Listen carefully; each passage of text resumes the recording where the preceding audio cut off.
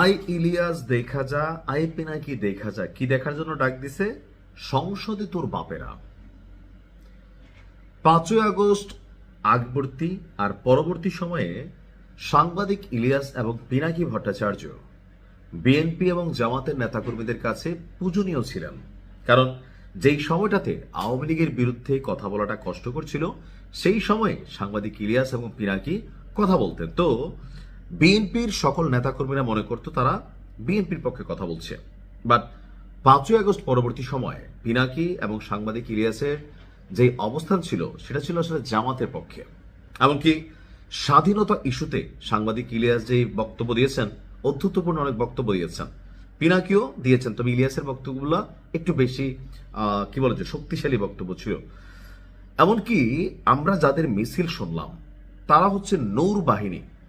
গতকালকে পরশুদিন সম্ভবত পিনাকির বাড়ির সামনে একটা আপনারা মিছিল দেখেছেন, আর আজকে রাজপথে প্রকাশ্যে সাংবাদিক ইলিয়াস এবং পিনাকির বিরুদ্ধে ভিপি নূরের যেই সমর্থকরা আছেন তারা এই মিছিল করলেন। আসলে কেন?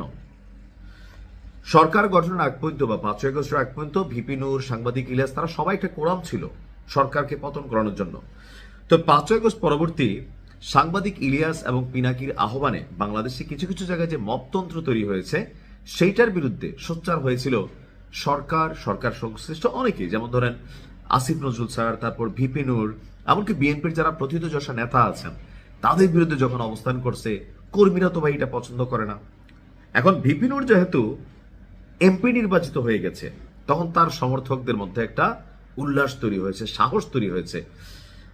আওয়ামী লীগের সময় সাংবাদিক ইলিয়াস এবং পিনাকির যে অবস্থা ছিল, যদি বাংলাদেশে আসতো যা ঘটতো, আজকের দিনে যদি সাংবাদিক ইলিয়াস এবং পিনাকি বাংলাদেশে আসে এর ব্যতিক্রম কিছু ঘটবে না। কেন হচ্ছে যে তারা পুরা তারেক রহমান, শুধুমাত্র শহীদ প্রেসিডেন্ট জিয়াউর রহমান, বেগম খালেদা জিয়া ছাড়া বিএনপির মহাসচিব থেকে শুরু করে একদম যতটুকু আছে জনাব তারেক রহমানকেও পিনাকি অনেক বক্তব্য দিয়েছে। তো ভিপি নূরকেও নিয়ে দিয়েছে।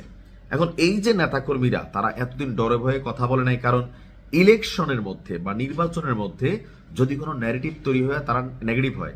তবে ভিপি নূর মাঝে মাঝে বক্তব্য দিছে, তার এই বক্তব্যগুলা জনগণের একাংশ পছন্দ করছে, না হলে তো ভিপি নূরকে ভোট দেয় নাই। তবে এই ক্ষেত্রে বিএনপির একটা ইলেকশন ইঞ্জিনিয়ারিং ছিল, কোনটা যে ভিপি নূর যে আসনে দাঁড়িয়েছে তাকে যে মাঠটাতে দিছে সেখানে নূরের পক্ষে কাজ যদি না করে সেজন্য কয়েকজন নেতাকর্মীকে কিন্তু ভয় দেখাইয়া বহিষ্কার করা হয়েছিল, যেন বাকিরা তালের মতন সোজা হয়ে যায়।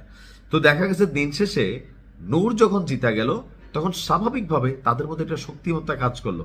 আর এখন প্রকাশ্যে এই বাংলাদেশে আমরা সবাই ভাবছিলাম সাংবাদিক ইলিয়াস এবং পিনাকি আসলে ফুলের মালা দিয়া তাদেরকে বরণ করা হবে, কিন্তু বাস্তবতা হচ্ছে এই মুহূর্তেও তারা যদি বাংলাদেশে আসে তাদের যে পুরনো মামলাগুলো আছে অথবা সরকারকে কেন্দ্র করে, বিএনপিকে বিশেষ করে কেন্দ্র করে যে বক্তব্যগুলো দিয়েছেন বা এখনো যে ন্যারেটিভ তৈরি করে যাচ্ছেন, এতে বিএনপির যারা সাপোর্টার আছেন তারা কিন্তু তাদেরকে চক্ষুশূল হয়ে গেছেন।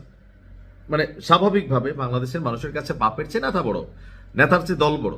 তো ওই জায়গাতে তাদের প্রতি যে ক্ষোভ, গোসা, রাগ, সেটা কিন্তু জাতির একটা অংশ বা যে সকল নেতাকর্মীর বিরুদ্ধে তারা ন্যারেটিভ তৈরি করছে আজকে প্রকাশ্যে আহ্বান জানাচ্ছে, আই পিনাকি দেখা যা, আই ইলিয়াস দেখা যা। আমি জানি না যে এই থিমটা বা ভাবটা আসলে কতদিন থাকবে, হয়তো পরিবর্তনও হবে, সময় বলে দিবে। ভালো থাকুন, আসসালামু আলাইকুম।